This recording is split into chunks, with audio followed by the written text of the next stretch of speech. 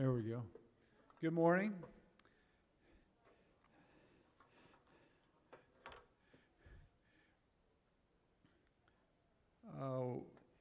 As we continue on in our class, we've been looking at what was called the evangelical influence of what was happening in these recent decades and how that is kind of manifested. We were looking at Max Lucado and just the different things, and so we're gonna kind of continue in that as we look and try to continue to understand these times.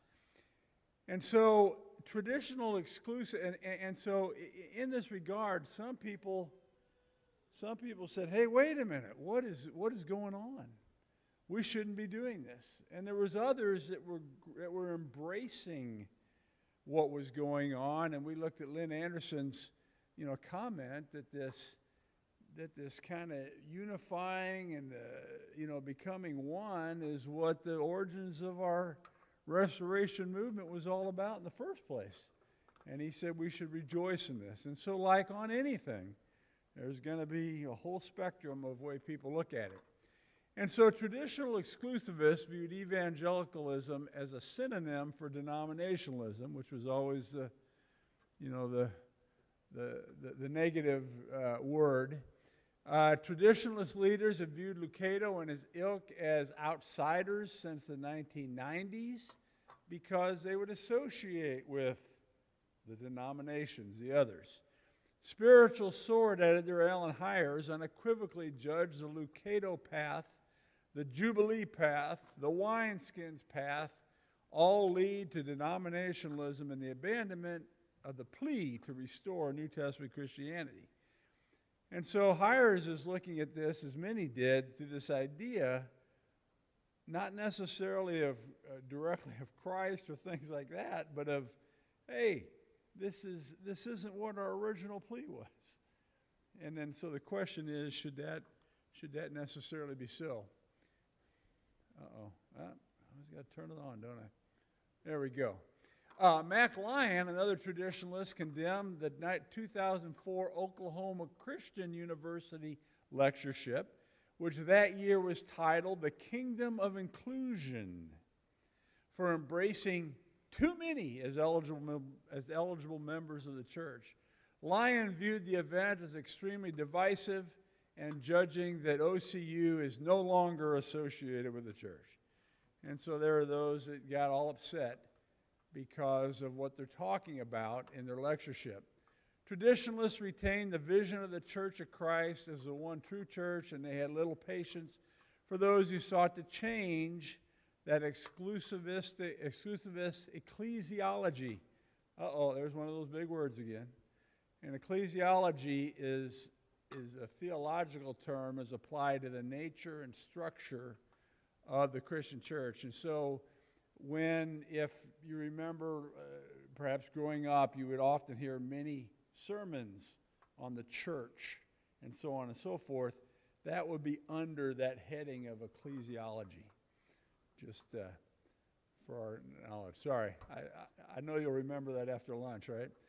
When traditionalists mentioned evangelicalism in a firm foundation in the first decade of the 21st century, they typically used to critique either conservative Protestant evangelical denominations or progressive churches of Christ. And so they're, viewing that as coming together.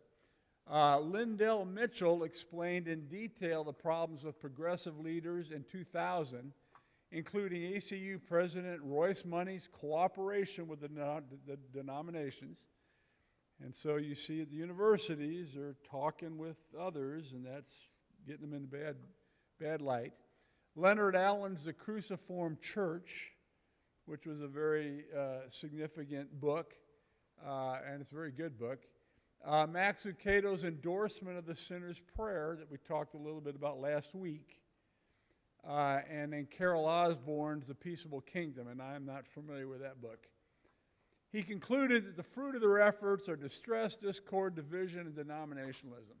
From Mitchell's perspective, the progressives' new hermeneutic and the warm embrace of conservative denominations was an attempt to blend into the tepid evangelicalism currently popular. In other words, you're just kind of going with the culture. You're just kind of being sucked in, you're blending in. Who's going to stand strong? Traditionalists such as Mitchell believe themselves to be rejecting the evangelical influence by refusing to formally associate with evangelicals or their institutions, or even those who were leaning that direction within our fellowship. So that struggle continued. But evangelical culture influenced nearly all Churches of Christ in many ways. Churches of Christ leaders read evangelical publications. A survey of Churches of Christ ministers published in 2000 revealed that 1/3 of our ministers read Focus on the Family magazine. And 9 out of 10 of those readers said it was somewhat or very accurately reflected our views. Now, how many of us spent time reading or listening to Dr. Dobson's broadcasts on the radio? Well, I did, and they were good, and we looked forward to them, and talking about all those things. Well, that was some of that influence coming from those there, and it was very popular and very significant. And we would probably put ourselves in with those statistics for many of us there and those influences. Nearly 1 in 4 ministers read the flagship evangelical magazine Christianity Today. And 60% of those readers said it somewhat or very accurately reflected their own views. About 22% of ministers read Leadership, which is another magazine, with 75% of those saying it was somewhat or very accurately reflected their own views. As social media algorithms delivered religious news in the 2010s and 20s, stories from evangelical organizations enticed many in our fellowship to click and consume. In other words, there is already this deep blend, overlap, connection, agreement is basically the point. And so for the years and the years and the years of separation and so on and so forth, in reality of practice, it just wasn't there. And so that's what this is pointing out. Now, beyond reading these and other evangelical magazines, Churches of Christ groups regularly invited evangelical and other leaders to speak at lectureships and other gatherings. Regularly did. ACU invited progressive evangelical and emergent church leaders to speak, including Brian McLaurin. Now, probably most of us do not know who that is. Some do. There's different movements that have gone on. They have what they call emerging church and various things, and I've tried to look at and study some of that, and I can't say that I feel real comfortable explaining those things, but these are things that are happening in more of that evangelical Protestant sphere. And so some have thought, wow, they've gone, kind of here, there, whatever. So there's all kinds of views. But nonetheless, people like this were very influential. Shane Claiborne, Rachel Held Evans, Dallas Willard was very significant in that personal, spiritual kind of realm and wrote a lot of books and influenced a lot of people. He has since passed. Scott McKnight, who is pictured here, Eric and I heard him when we went down to Oklahoma Christian, I don't know, it's been 5-6 years ago. He was one of the featured speakers there. And so we got to hear him. And James K.A. Smith, and I've read some of his books where he's writing about postmodernism. And I think the title of one of them was, Who's Afraid of Postmodernism? In other words, because we've often looked at postmodernists, this way of thinking is, some look at it as, look how horrendous this is, and we've talked a lot about that, whereas others were embracing the things that it brought about. And he was one that was probably embracing more some of that. And so the point is in our gatherings at our universities and lectureships and things, they were inviting in others. And so McKnight he taught at the Baptist Theological Seminary. He now goes to an Anglican congregation. He likes that more formal kind of approach to things. And so when he was talking to us, he's kind of joking about he knows us well, and so he was kind of joking about a lot of particulars that we have on things. But anyhow, and then the Tulsa Soul Winning Workshop. This was in its last kind of few years. Invited best-selling author Francis Chan in 2013. Now, Francis Chan was really known for writing a book called Crazy Love, which was huge and very influential, and also writing about the Holy Spirit. I think it was called The Forgotten God. I think that was the name of it, and so that's who he was. Responses to the speakers varied as wisely as the diversity within the Churches of Christ. And so at the Tulsa workshop, Lynn Stringfellow, and he's getting this from the author is getting this section from a Christian Chronicle article, gushed about Chan at Tulsa. A new day is risen in the church. Chan woke up a sleeping lion. He spoke to the heart of what we call the Church of Christ, and things will never be the same. Stringfellow worked with Campus Ministry United at the campus church in Tulsa.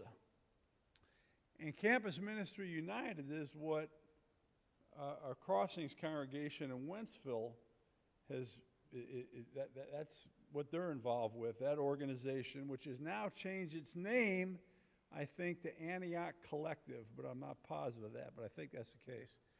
And so when they held a thing here, they invited me to a couple years ago. I actually met him because, you kind of remember a name like Stringfellow. And so it's kind of interesting. And so they continued to identify with Churches of Christ and strove to be Christians only while acknowledging we're not the only Christians. Stringfellow and his co-workers at Campus Ministry United with the leaders of the Tulsa workshop illustrated the move from exclusivism toward the embrace of evangelical Christianity. In other words, a larger scope of who's my brother and sister, if you will.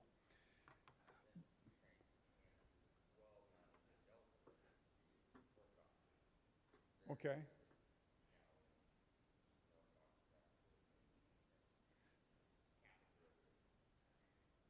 So he's kind of gone more. Okay.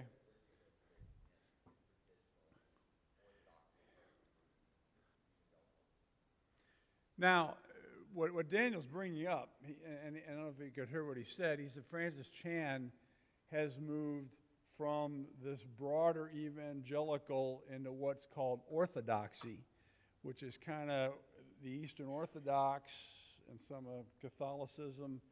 In other words, this and a lot of these guys, as they study, and it's I'm not saying that's a bad thing. It's just they broaden out things, and so some feel very uncomfortable with that, and others feel, hey, that's a good thing. And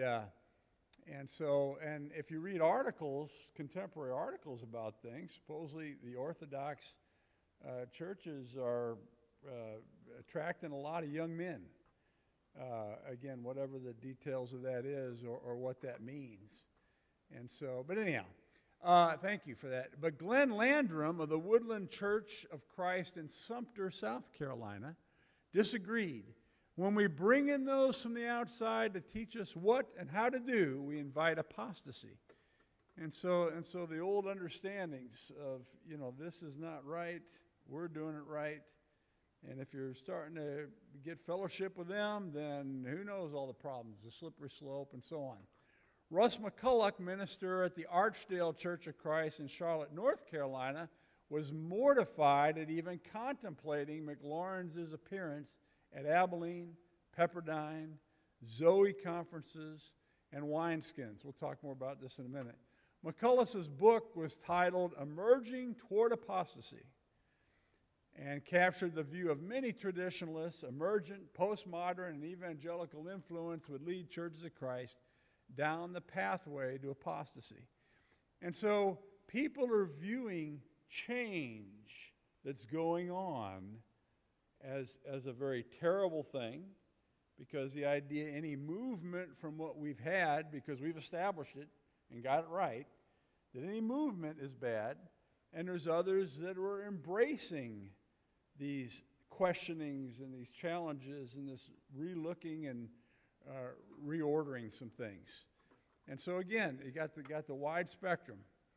Among the most formative evangelical influence on churches of Christ was the adaptation of contemporary Christian music, praise songs to a cappella worship. Hallel, is that right? How do you say it? Hallel.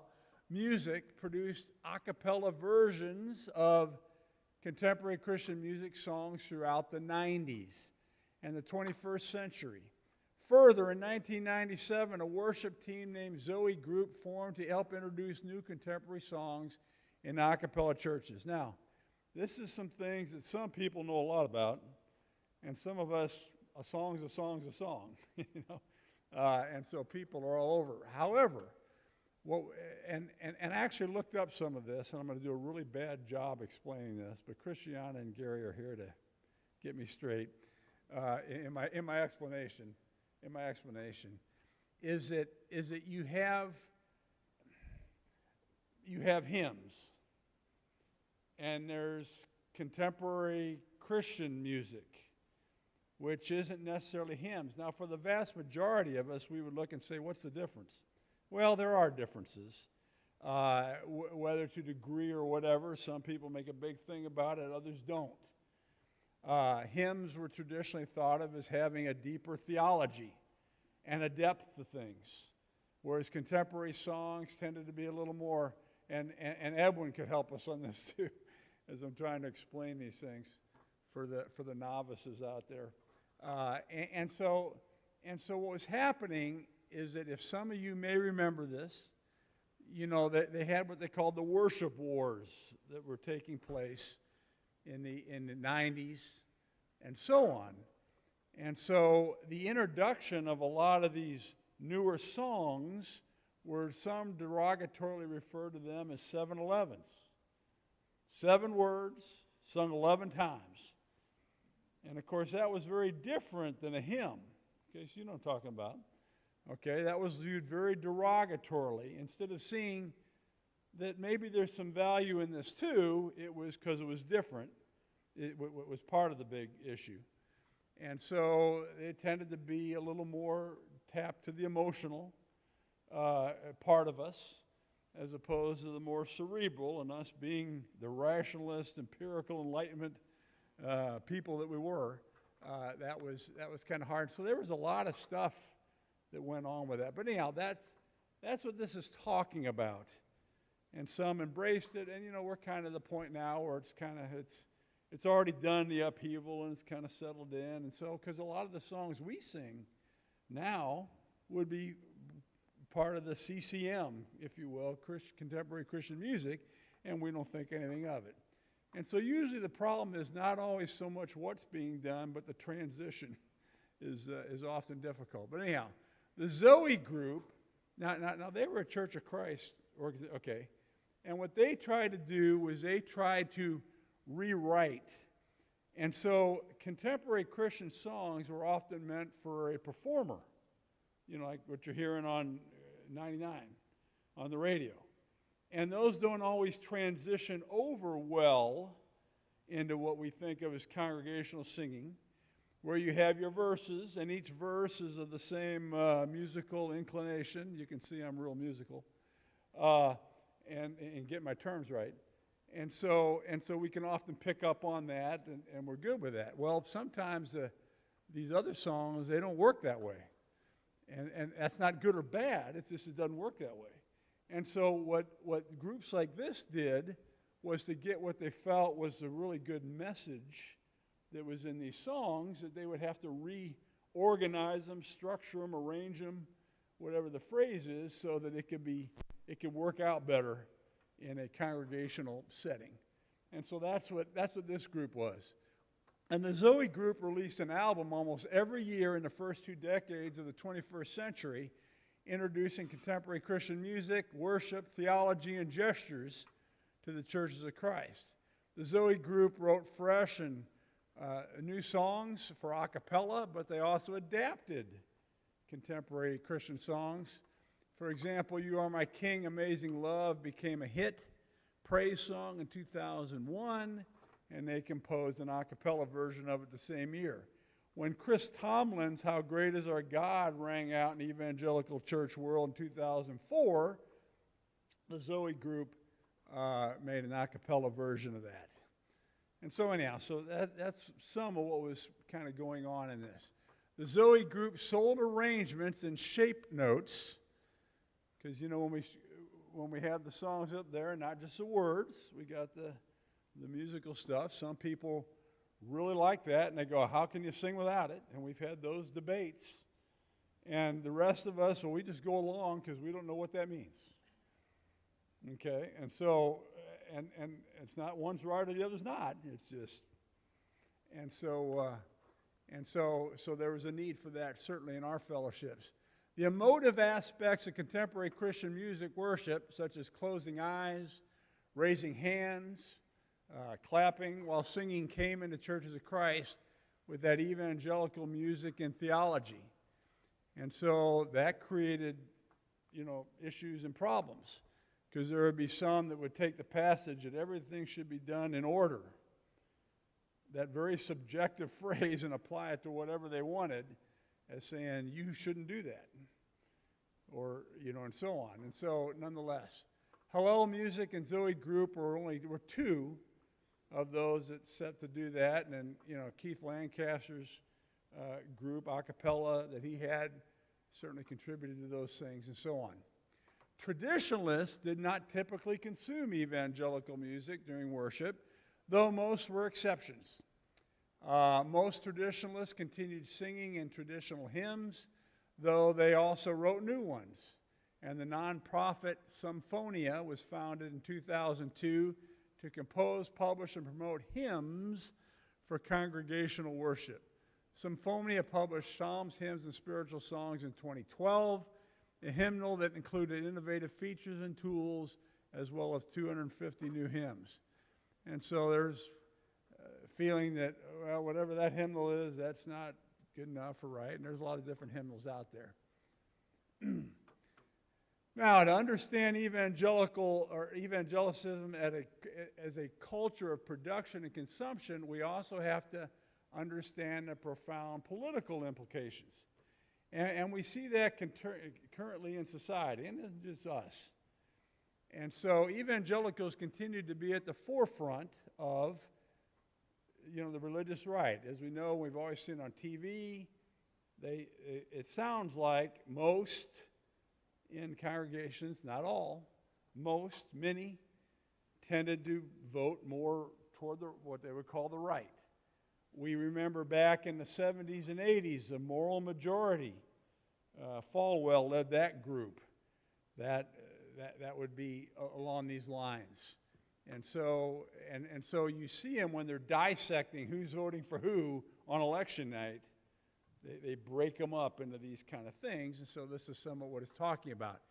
Evangelicals continue to be at the forefront of the religious right and increasingly popular Christian nationalism, which we talked about a few weeks ago. And I still don't have my handle on every detail or whatever on that. But again, what was Christian nationalism? The idea of equating our country's goals, objectives, policies, or whatever with being more equivalent of that would be what God wanted, basically. And while it's often thought of from the right, there's also the Christian left. And so it can get really messy. However, conservative African American, Hispanic, and other ethnic and racial groups often broke with conservative right Christians when it came to party alignment. And so churches were, it's when they see breakdowns, we weren't really much different. And another group, rooted in David Lipscomb's apocalyptic vision, opposed hitching Christianity to any political party. And we've talked about that, and we'll some more. They emphasize Christian identity in the kingdom of God. In other words, your loyalty is to the kingdom of God, not to the political parties of this earth and this world. And so there are those that advocate disengagement. There is others that are advocating engagement, but we'll do it right, and those kind of thinking and so on. So anyhow, the faith of the religious right entailed a political theology that some churches of Christ embraced. A major survey at the beginning of the millennium revealed that about 75% of Church of Christ ministers either affiliated with the Republican Party or leaned Republican in politics, for whatever that's worth. And 72% of ministers believed the United States was founded as a Christian nation. Now, most of us would look at this and say, well, what's the big deal? What are you saying? A lot of us, look at and think of these things. Well, they're just trying to find out what they think. The three scholars who conducted and analyzed the survey concluded, politically and economically, it appears that the portrait of the minister of Churches of Christ is very similar with the ideological picture of the new religious right. In other words, us in Churches of Christ were like many others. We weren't, unique or things like that, and so we kind of fit into this broad spectrum that was going on. Even many white traditionalists who rejected evangelicalism tended to be toward what would be called more the right way of looking at things. And so what does that mean? Well, it just means that our fellowship as a whole tend to be more leaning that way, and we can look at other fellowships that tend to lean the other direction. And so it's just recognizing that. But other studies revealed a more fragmented picture. Historian Edward Robinson observed that most black Church of Christ adherents align politically with the Democratic Party. Congregations that classified as predominantly African American made up nearly 14% of the Churches of Christ in 2018. Even though most black ministers focus on preaching the gospel as their priority, they continue to be deeply invested in the physical and social realities of their congregants due to the ongoing hardships experienced in society. Now, when we were looking at the 1960s and talking about all the civil rights, we saw that there were those that were very much advocating that social engagement to change things, and we looked at that very extensively to understand that idea, because it was very different from more predominantly white congregations to those of black. Very different view on things and society and life, and that's because, if you don't experience the other persons, you don't always understand and know. And so anyhow, that's what that's dealing with. Some black leaders urged Churches of Christ to exchange traditional, privatized, and otherworldly faith that took seriously the concerns of daily life, and liberation theology continued to influence the political theology of some black and white leaders. In other words, in our history, as we've looked at, there were those, Lipscomb and so on, that says our faith and relationship with God is between me and God. And so all these things that are going on in the world, that really isn't what's important. And so they kind of ignore that. And there was others that said, hey, as a Christian, shouldn't we be wanting to make our world better? And so seeing how those things, and so this is that ignoring and not doing with it to being engaged. Now, we talked a long time ago a little bit about what liberation theology is, so I wanted to bring our term up. Okay, that's an understanding. It's a theological approach that was emphasizing liberation of the oppressed. This term originated in Latin America and Catholic theologians. This was really big and influential in the 60s and 70s especially, at least maybe that's when it was coming up. And I remember reading about it then. And it has increasingly been used to describe similar approaches in other parts of the globe. So what started there in South America, basically, Latin America, kind of spread to this lens that looking through things as far as, oppression, downtrodden, poor, and looking at things that way and viewing everything through that lens. And it often engages in socio-economic analysis and emphasizes social concern for those marginalized due to their social class, race, ethnicity, gender, etc. And so this kind of thinking, you find an agreement with a lot of that in what might be termed more liberal fellowships, ones that seem that we've always said, well, they're not following the Bible. Where'd they get that? How can they supporting this or that or whatever? Kind of falls in this big pot, if you will. And so this thinking influences different segments. Some members of the Black Church of Christ won influential positions in government, including Democrat Eric Johnson. Was he the mayor when you were in Dallas? Right? Maybe 2019? Were you there? Okay. A city of 1.3 million at the time. A Christian Chronicle article story covered Johnson, highlighted numerous Black Church of Christ leaders who served in politics and community organizing that focused on immigration, policing, and economic developments. In other words, the point is they were ministers or elders of churches, but they were also engaging in the political realm. And so one of these politicians was the Democratic representative to the Texas House, Carl O. Sherman, who served as a senior minister for the Hutchins Church of Christ. Sherman had earlier been elected as the first African mayor of DeSoto, Texas.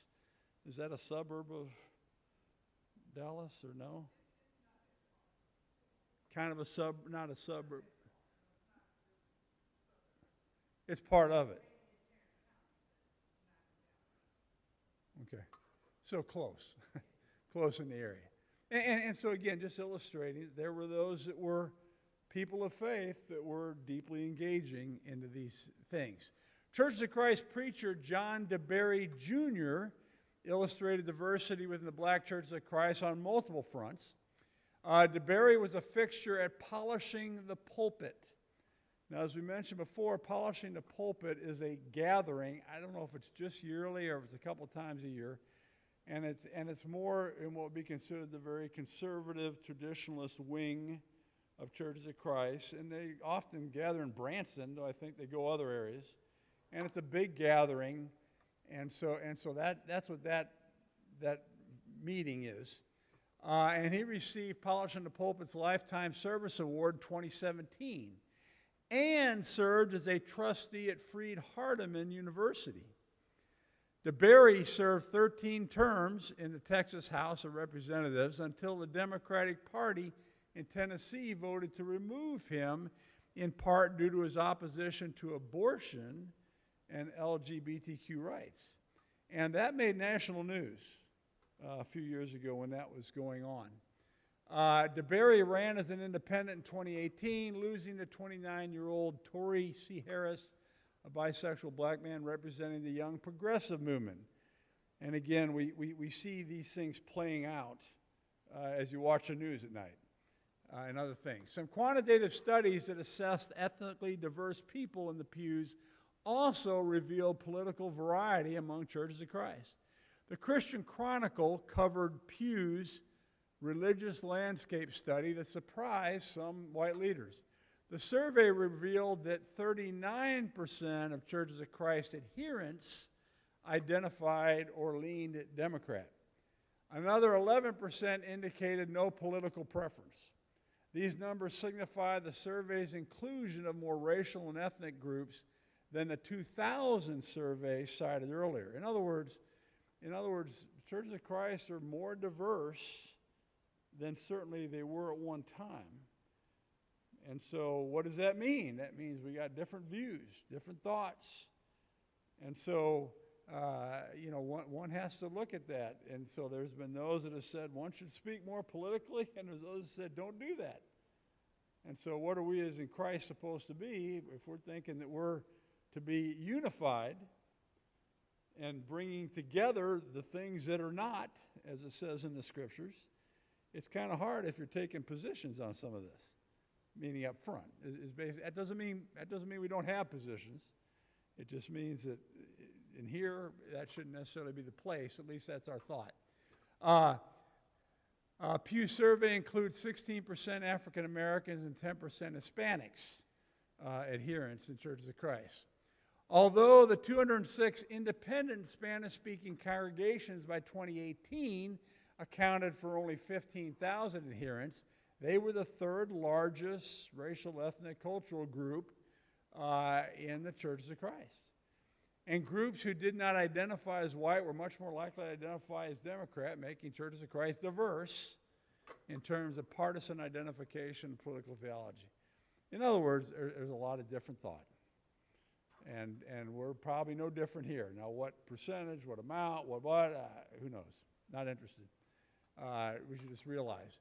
When considering divergent responses to politics and social reality, a determining factor continued to be one's social location and experience. Many white Christians do not understand or have experiential knowledge of the social, racial, and physical realities of African American or Hispanic and other historically marginalized racial and ethnic communities. National polls persistently suggest that white conservative Christians in the United States, including our fellowship, on average demonstrated what religious scholar Robert Jones described as a racial perception gap. And you know, a lot of this was coming out when you had the George Floyd stuff and the different things that were so igniting of the last decade that, you know, an awareness and understanding of this thing for many, you know, it kind of became obvious that there's some real different perspectives. And I've already shared when I sat down with some very close friends of mine, and we were talking about what was going on in Charlotte, you know, and the tearing down of the statues and you know, those kind of events at the time.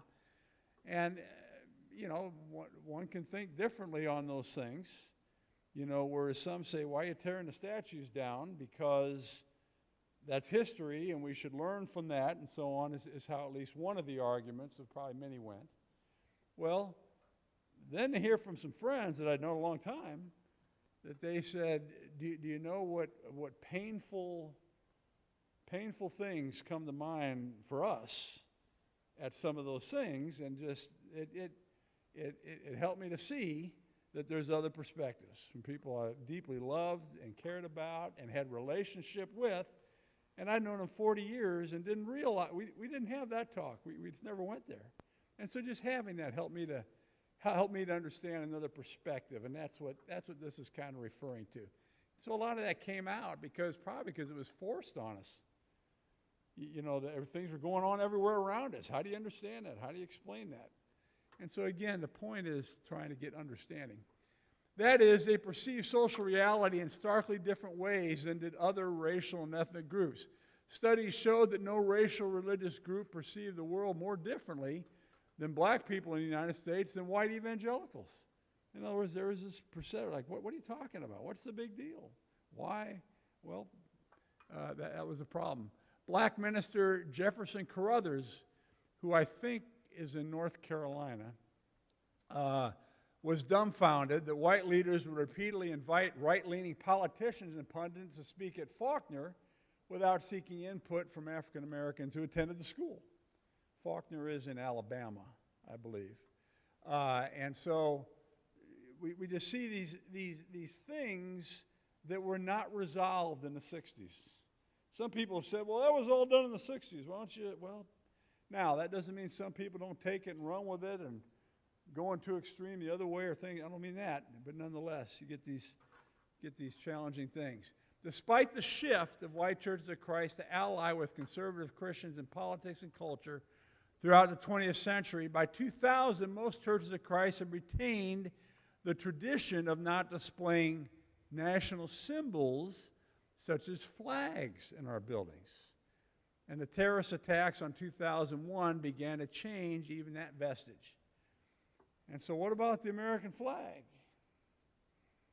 You know, we don't have, well, a lot of that goes back deeply to those roots from Lipscomb and those kind of things, that vestige, that way of doing, that tradition held on for a very long time of not doing that. And some feel very strongly about that, and some feel very strongly the other way, as we can imagine.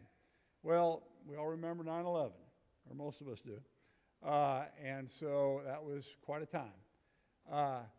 And so as typical in times of war, especially with attack on civilians, patriotism, nationalism soared. And some Churches of Christ adherents reflected that mood. The Brentwood Hills congregation in Nashville, huge congregation, hung a huge flag on the side of its building. And Lipscomb University displayed a flag above the entrance of its chapel. Okay, and so I get it. People are all over the place. The practice stuck for at least some congregations and institutions.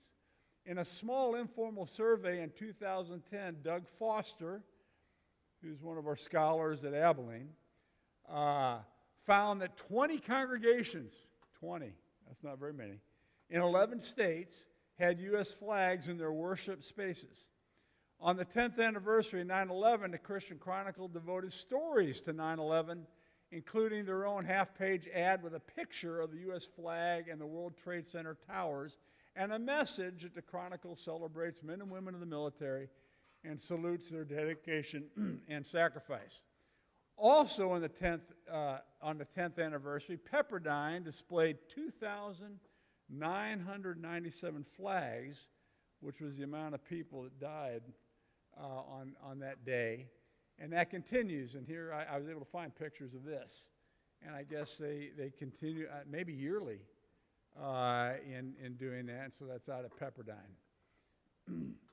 In 2017, the largest Church of Christ in Louisiana, Whites Ferry Road, where Phil Robertson, Duck Dynasty, and he just passed away recently, served as an elder and used the U.S. flag as the backdrop for their series on freedom. The grace-oriented congregation kicked off its series on July 2nd, 2017, and the preacher was wearing a U.S. necktie, flag necktie. Unsurprising Christian American ideology permeated the message. And so the point is, there's some that get very concerned about that, and there's others that don't. And I'm personally not quite settled. I'm not sure where I'm at. And so in the same 2010 survey that found 20-something congregations displaying flags, 15 widely informed national leaders across the United States expressed surprise that any Church of Christ would display a flag in its sanctuary. In 2014, Pepperdine lectures featured Old Testament scholar Walter Brueggemann, a searing critic of Christian nationalism. Many more examples of this sort exist. The point to be made is the rally around the flag after 9/11 introduced more diversity among Churches of Christ, even on displaying national symbols in the building. And so these things are not resolved and are highly, highly debated. And so our time is up. So this was kind of a weird class today, I get it. Our topics, and we'll continue on next week. So thank you very much.